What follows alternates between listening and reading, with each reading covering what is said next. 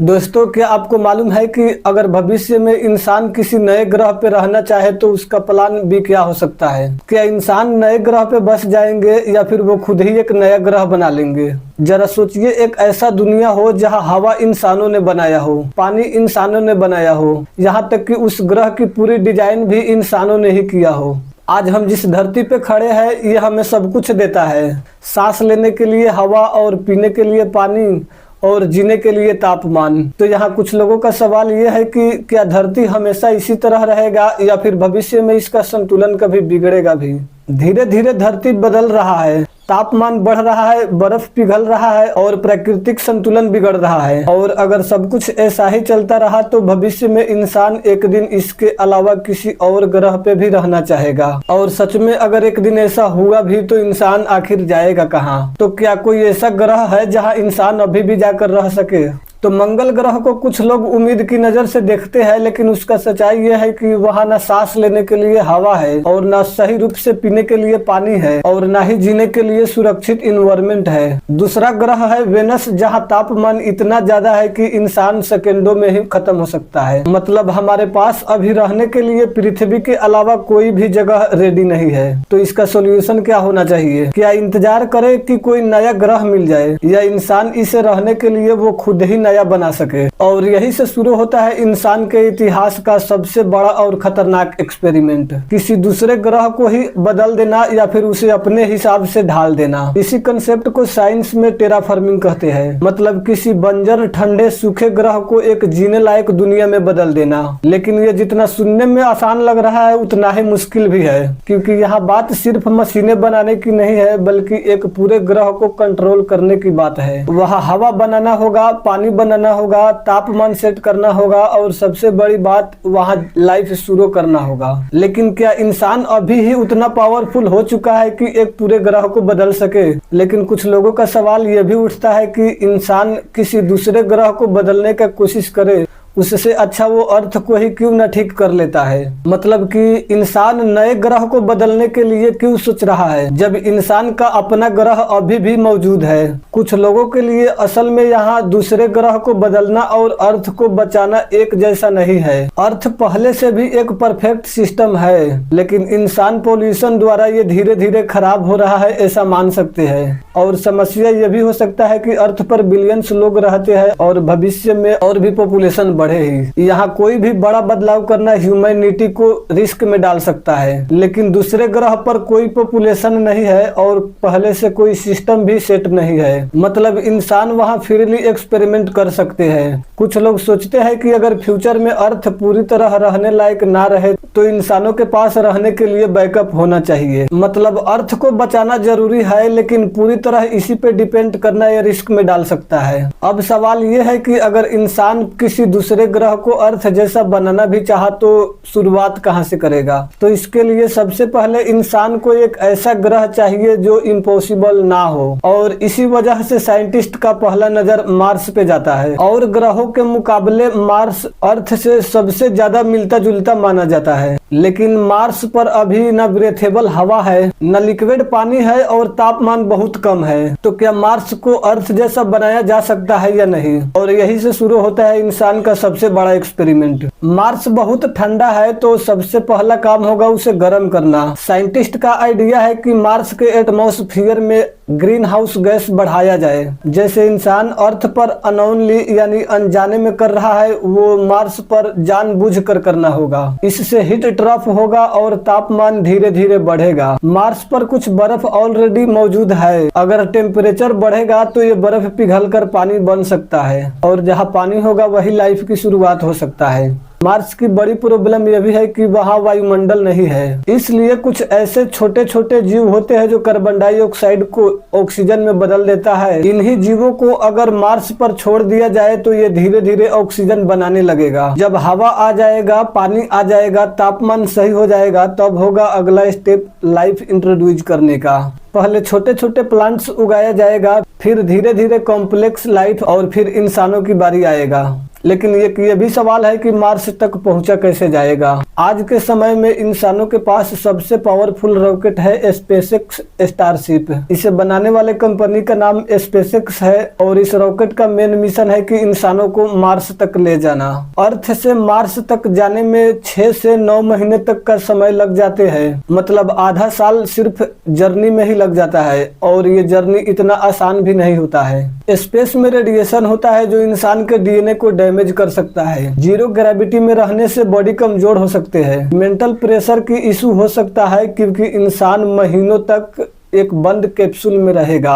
और मार्स पर पहुंचने के बाद वहां सरवाइव करने के लिए इंसानों के पास एडवांस टेक्नोलॉजी की जरूरत होगा। मार्स की हवा में ऑक्सीजन नहीं है, इसलिए मशीन चाहिए जो कार्बन डाइऑक्साइड को ऑक्सीजन में बदल दे। और नासा ने ऐसा एक्सपेरिमेंट ऑलरेडी कर चुका है। और वहां सरवाइव करने के लिए स्पेस सूट चाहिए। बिना स्पेस सूट के वहां इंसान कुछ सेकंड भी सरवाइव नहीं कर सकता है। खाना बनाने के लिए मार्स पर फार्मिंग करना आसान नहीं है, इसलिए साइंटिस्ट वहां लैब ग्रोन फूड और हाइड्रोपोनिक्स यूज करेंगे, मतलब बिना मिट्टी के खेती करेंगे। इस पूरे मिशन की कॉस्ट $ट्रिलियन में जा सकता है। बड़ा रियलिटी ये है कि मार्स पर जाना पॉसिबल है, वहां सरवाइव भी करना पॉसिबल है, लेकिन अर्थ जैसा बनाना अभी ऑलमोस्ट इम्पॉसिबल लेवल का चैलेंज है। कुछ इंसानों का सच ये भी हो सकता है कि इंसान कभी एक जगह रहा ही नहीं। इंसान पहले जंगल में रहा होगा, फिर गांव में रहा, फिर शहर में रहा, फिर देश में रहा, और ऐसे ही अब ग्रह बदलने की बारी हो सकता है। टेक्नोलॉजी और साइंटिफिक प्रोग्राम के साथ ये रियलिटी लगता है कि आने वाले 100-200 सालों में मार्स पर इंसान कॉलोनी बना सकता है। मून पर भी परमानेंट बेस हो सकता है और धीरे धीरे इंसान मल्टी प्लानेट स्पेसिस बन सकता है। लेकिन ये सब आसानी से नहीं होगा, ये बहुत बड़ा चैलेंज है। ये टाइमलाइन ऑप्टिमिस्टिक या रियलिस्टिक पर डिपेंड करता है। स्पेसएक्स बहुत जल्द ही मंगल ग्रह पर मिशन भेजना चाहता है, जैसे 2026 के आसपास बिना इंसान वाले स्टारशिप मिशन की संभावना बताया गया है। अगर सब कुछ ठीक रहा तो 2028 से 2030 के बीच ही क्रोवेड मिशन यानी इंसानों वाली उड़ान भी भेजा जा सकता है। फिर ग्रेजुअली एक छोटी सी बेस बिल्ड करना, मतलब पहले मंगल ग्रह पर एक छोटा सा कैंप बनाया जाएगा जिससे शुरुआत में कुछ लोग रह सके और काम कर सके और बाकी सारी तैयारियां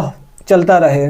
इनसे पहले मार्स पर रोबोट जाकर काम करेगा, क्योंकि मार्स पर इंसान से पहले मशीन को भेजना आसान और सुरक्षित होता है। ये पूरा शहर नहीं होगा, बल्कि ये शुरुआत की जगह होगा। नासा का प्लान थोड़ा इससे स्लोवर हो सकता है, क्योंकि इनके द्वारा मिशन भेजना 2030 से 2040 के बीच की तैयारियां चल रहा है। यूएई ने भी मार्स का पूरा सेटलमेंट 2117 तक का टारगेट रखा है, लेकिन कुछ एक्सपर्ट ये भी कहते हैं कि पहला परमानेंट बेस जैसे साइंटिफिक आउटपोस्ट 2050 में ही बन सकता है, अगर सब कुछ स्मूथली चला तो। लेकिन ये कॉलोनी शुरुआत में कुछ लोगों का ही बेस होगा और अर्थ से ही सप्लाई आता रहेगा। लेकिन एक सच्चाई और भी है कि मार्स पर सबसे बड़ा प्रॉब्लम हवा पानी के अलावा खतरा कुछ और भी है। सबसे पहले ये समझते हैं कि मार्स दिखने में शांत लगता है, लेकिन असल में ये एक डेंजर दुनिया भी है।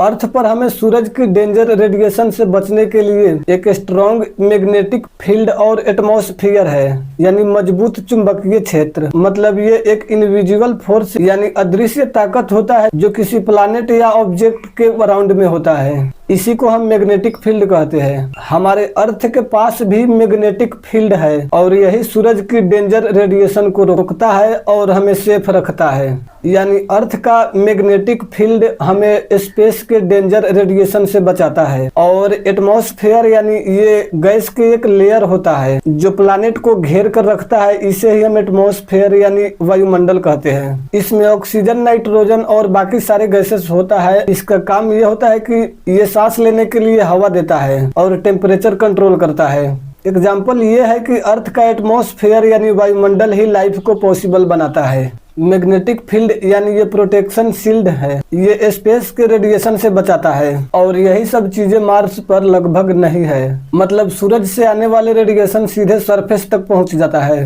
अगर मार्स पर इंसान बिना प्रोटेक्शन के रहे तो उसका डीएनए धीरे धीरे डैमेज हो सकता है, कैंसर का खतरा हो सकता है, शरीर कमजोर हो सकता है और जीवन की प्रत्याशा कम हो सकता है। कुछ लोगों के मन में ये भी डाउट होता है कि क्या इन सब चीजों का मुकाबला करके इंसान वहाँ एक नई दुनिया बना पाएगा या नहीं, क्योंकि ग्रह पर जाना आसान बात है लेकिन वहाँ एक पूरी सिविलाइजेशन बनाना ये अलग लेवल की बात हो जाता है। लेकिन तैयारियां इसी लेवल पर चल रहा है। सबसे पहले मार्स पर रोबोट को भेजा जाएगा और ये रोबोट जमीन एनालाइज करेगा, रिसोर्सेस ढूंढेगा और इंसान के आने से पहले इंसान के लिए बेस तैयार करेगा। मार्स पर घर बनाना आसान नहीं होगा, इसलिए पहले वहाँ शुरुआत सील्ड हैबिटेट यानी बंद रहने वाले घर होंगे जिसमें हवा अंदर ही बनाया जाएगा, प्रेशर कंट्रोल रहेगा, टेम्परेचर कंट्रोल रहेगा और कुछ डिजाइन में घर जमीन के अंदर ही बनाए जाएंगे। मार्स यानी मंगल ग्रह पर कॉलोनी को चलाने के लिए सबसे जरूरी चीज होगा एनर्जी यानी बिजली का। अगर बिजली नहीं होगा तो लगभग कुछ भी काम नहीं होगा, जैसे मशीन से ऑक्सीजन बनाना, पानी साफ करना, खाना उगाना या मशीन चलाना। तो इन सब के लिए मार्स पर भी सूरज का रोशनी मिलता है। यहाँ भी सूरज की रोशनी से एनर्जी बनाया जा सकता है सोलर पैनल के जरिए। और दूसरा, न्यूक्लियर रिएक्टर से भी कम जगह में ज्यादा एनर्जी मिल जाता है। ये दिन रात या डस्ट ड्रम में भी स्मूथ काम करता है। इन्हें अर्थ से छोटे छोटे पार्ट में मार्स तक रॉकेट से भेजा जाएगा, वहां जाकर इसे असेंबल किया जाएगा यानी जोड़ा जाएगा।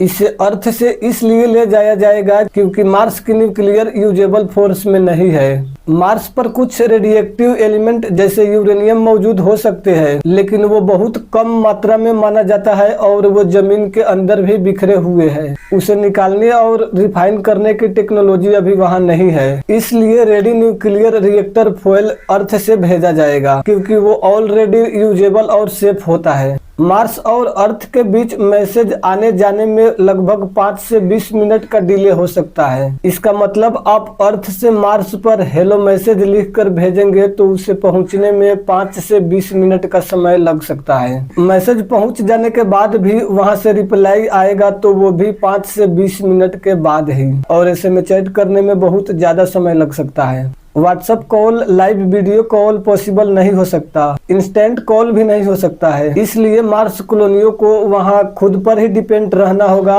वहां एआई सिस्टम होगा जो खुद डिसीजन ले सकेगा। कहीं आने जाने के लिए मार्स पर भी ट्रेवल करना पड़ेगा तो इसके लिए इलेक्ट्रिक रोवर होगा यानी बैटरी से चलने वाली गाड़ियां। इन्हें एस्ट्रोनॉट यानी अंतरिक्ष यात्री चलाएंगे। वहाँ खुद से चलने वाली भी गाड़ियां हो सकता है बिना ड्राइवर के। फ्यूचर में एयरक्राफ्ट यानी उड़ने वाली मशीन भी बन सकता है जैसे ड्रोन या फिर मिनी प्लेन। मतलब मार्स पर रोड व्हीकल सिस्टम होगा लेकिन वो एडवांस और ऑटोमेटिक होगा। मार्स पर एक ऐसा दुनिया बनेगा जहाँ हवा, पानी, खाना जैसे चीज इंसान खुद ही बनाएगा। मतलब मार्स पर इंसान नेचर के सहारे ना के बराबर बल्कि पूरी तरह टेक्नोलॉजी के सहारे जिएंगे।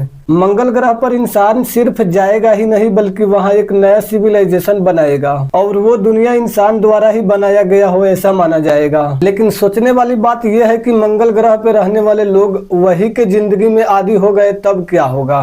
क्या मार्स पर रहने वाले लोग अर्थ पे रहने वाले लोगों से ज्यादा पावरफुल होगा या वो और भी ज्यादा आगे निकल सकता है? एक नजर से ऐसा भी लगता है कि मार्स पर रहने वाले लोग बहुत ज्यादा एडवांस हो जाएंगे क्योंकि उनकी पूरी जिंदगी ही टेक्नोलॉजी पर डिपेंड रहेगा। जरा सोचिए, मार्स पर रहने वाले लोगों को हर सांस लेने के लिए मशीन की जरूरत पड़ेगा, हर पानी के बूंद के लिए सिस्टम चाहिए, खाना खाने के लिए भी खाना इंजीनियर्ड होगा। मतलब मार्स पर रहने वाले लोग बिना टेक्नोलॉजी के जी ही नहीं सकता है और यही चीज उसे बिल्कुल अलग बना रहा है। अभी अर्थ पर क्या होता है कि अभी हमारे पास नेचर है, बैकअप है, कंफर्ट है, मतलब सब कुछ है, इसीलिए इंसान धीरे धीरे एडवांस हो रहा है। लेकिन अगर मार्स पर टेक्नोलॉजी इंप्रूव नहीं हुआ तो इंसान सरवाइव ही नहीं कर पाएगा। मतलब वहाँ डेवलपमेंट किसी का चॉइस नहीं होगा बल्कि वो हर इंसान का जरूरत ही बन जाएगा और जब डेवलपमेंट ही जरूरत बन जाएगा तो स्पीड तो अपने आप ही बढ़ जाएगा। मार्स पर रहने वाले लोग अलग ही लेवल पर सोचने लगेगा क्योंकि वो हर दिन रिस्क पर ही जी रहा होगा। वहाँ के इंसान को हर प्रॉब्लम का सोल्यूशन खुद ही निकालना होगा, हर सिस्टम को खुद ही समझना होगा और उसे हर चीज को ऑप्टिमाइजिंग करना होगा। मतलब मार्स पर रहने वाले एवरेज लोग भी अर्थ पर रहने वाले इंजीनियर लोग जितना सोच सकता है। मार्स की कॉलोनियों में बहुत तेजी से टेक्नोलॉजी बढ़ेगा क्योंकि वहाँ इंसान बेहतर ऑक्सीजन सिस्टम बनाएगा और स्मार्ट एआई सिस्टम को कंट्रोल कर रहा होगा। वहाँ की हर सुधार ही इंसान का जान बचाता होगा। मार्स पर सरवाइव करने के लिए टेक्नोलॉजी बहुत एडवांस और जरूरी होगा, इसलिए वहाँ तेजी से डेवलपमेंट होगा।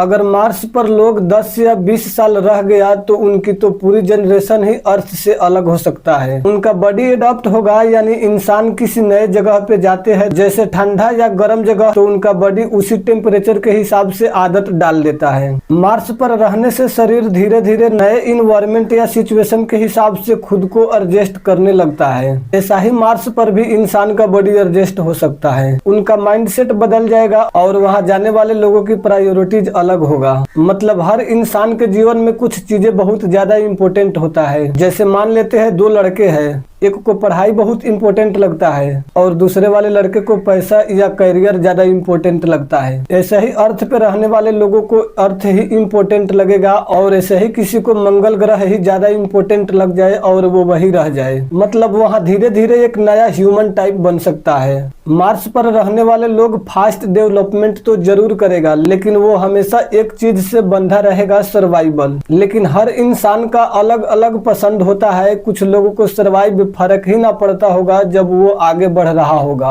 ये माना जाता है कि मार्स पर रहने वाले लोगों का सर्वाइवल थोड़ा या फिर बहुत ज्यादा ही अलग हो सकता है, लेकिन टेक्नोलॉजी और स्पीड में वो अर्थ पर रहने वाले लोगों से बहुत आगे हो सकता है। मार्स पर रहने वाले लोग बहुत ज्यादा इंटेलिजेंट होगा और ज्यादा एडवांस भी होगा, लेकिन वहाँ सवाल ये होगा कि वो सर्वाइव के कारण ज्यादा खुश होगा या नहीं। तो यहाँ भी जवाब वही होगा कि अगर कोई बहुत तेज आगे बढ़ रहा हो तो उसे सर्वाइव फर्क ही ना पड़ता हो। क्योंकि अगर मार्स पर कोई किसान भी अगर खेती कर रहा होगा तो वो भी खेत में नहीं करेगा बल्कि लैब में ही खेती कर रहा होगा।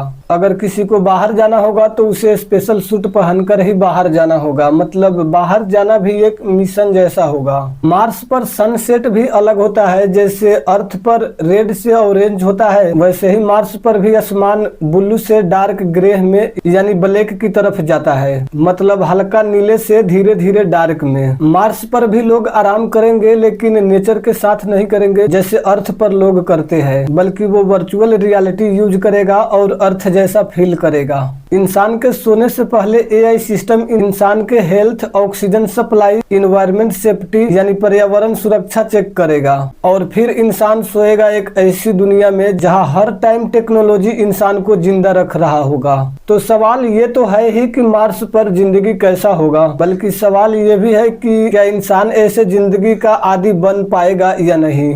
खैर ये सब चीजें तो शुरुआत लेवल की हो सकता है, लेकिन कोई इंसान मंगल ग्रह पर ही पैदा हो जाए तो वो कैसा होगा। जरा सोचिए, एक बच्चा जो अर्थ पर नहीं बल्कि मार्स पर जन्म लेता है। मार्स की ग्रेविटी 1/3 कम होने की वजह से समय के साथ इंसान का शरीर बदल सकता है। जैसे उस बच्चे का शरीर हल्का हो सकता है, उसका हड्डियां कमजोर हो सकता है, लेकिन वो लंबा हो सकता है। वो अर्थ के इंसान से ऊंचा और पतला दिख सकता है, लेकिन अब जरूरी नहीं कि वो लंबा ही हो, बल्कि वो कुछ और भी हो सकता है। जैसे बैलेंस और चलने का तरीका भी बदल सकता है। मार्स पर जिंदगी पूरी तरह टेक्नोलॉजी पर डिपेंड होगा। बच्चा बचपन से ही एआई के साथ ग्रो करेगा और हर चीज डिजिटल और कंट्रोल होगा। मतलब उनका दिमाग अर्थ के इंसान से ज्यादा टेक ओरिएंटेड होगा। मार्स पर सनलाइट कम होने की वजह से उनकी आंखें लो लाइट के हिसाब से एडॉप्ट, यानी ऐसा भी हो सकता है कि वो अंधेरे में और भी ज्यादा अच्छे से देख पाए। अगर कुछ जनरेशन मार्स पर ही रहने लग जाए तो उसका शरीर, उसका डीएनए वही के हिसाब से एडजस्ट करने लग सकता है। मतलब मार्स पर रहने वाले इंसान धीरे धीरे एक ह्यूमन टाइप बन सकता है। अगर बहुत जनरेशन बीत जाने के बाद मार्स पर रहने वाले इंसान कभी अर्थ पर आए तो उसे ग्रेविटी तो हैवी ही मिलेगा, लेकिन फिर उसका भी शरीर कमजोर पड़ सकता है, उसे भी सांस लेने में दिक्कत आ सकता है। ऐसे में इंसान का मंगल ग्रह पर जाना मतलब खुद को बदल लेना जैसा होगा। इंसान खुद ही 2 तरह में बट सकते हैं, एक अर्थ ह्यूमन अलग होंगे और दूसरा मार्स ह्यूमन अलग होंगे। दोस्तों, कुछ लोग कहते हैं कि अगर फ्यूचर में धरती पर कोई खतरा पड़ा तो उसका प्लान बी मार्स होगा और वो इसी पर काम कर रहे हैं, लेकिन ये तो प्लान बी पूरा सिविलाइजेशन ही बदल देता है। मार्स पर इंसान के जाने से उसका सिस्टम, उसका थिंकिंग पावर सब कुछ बदल रहा है। मार्स पर सर्वाइवल नेचर के अलावा टेक्नोलॉजी से हो रहा है। मतलब हवा मशीन से, पानी सिस्टम से, खाना लैब से और जिंदगी एआई से। जरा सोच सोचिए कितना बड़ा टेक्नोलॉजी होगा और कितना ज्यादा सिस्टम होगा। इसलिए मार्स पर सबसे बड़ा कंट्रोल होगा एआई का। Oxygen, energy, security system, decision making सब एआई कंट्रोल करेगा। मतलब मार्स कॉलोनी का दिमाग एआई होगा।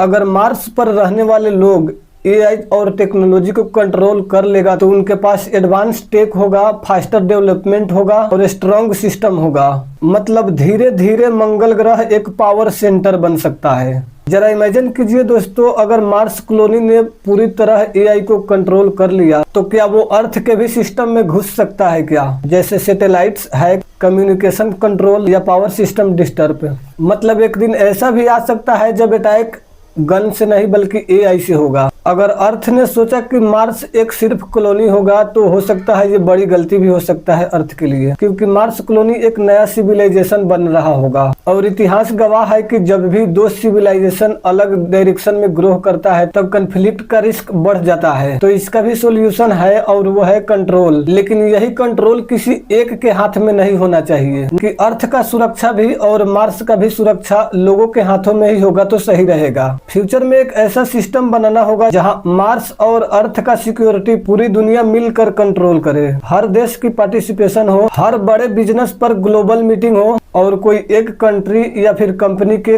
फुल कंट्रोल में ना हो। खैर अभी तो ये सब सक्सीफाई लगता है, लेकिन आने वाले 100 या 200 साल बाद मार्स सिटी रियलिटी होगा। एआई सुपर इंटेलिजेंट हो सकता है, इंसान मल्टी प्लानेट स्पेसीज हो सकता है और तब सवाल टेक्नोलॉजी नहीं होगा बल्कि सबसे बड़ा सवाल होगा कि कंट्रोल किसके पास है। तो दोस्तों, प्लान ए हो या फिर प्लान बी हो, फैसला सिर्फ कुछ लोगों के साथ में नहीं होना चाहिए बल्कि ये फैसला पूरी इंसानियत का होगा तो सही होगा। आप अपना फैसला कमेंट में बता सकते हैं। मिलेंगे हम अगले वीडियो में एक अलग टॉपिक के साथ। तब तक के लिए धन्यवाद दोस्तों।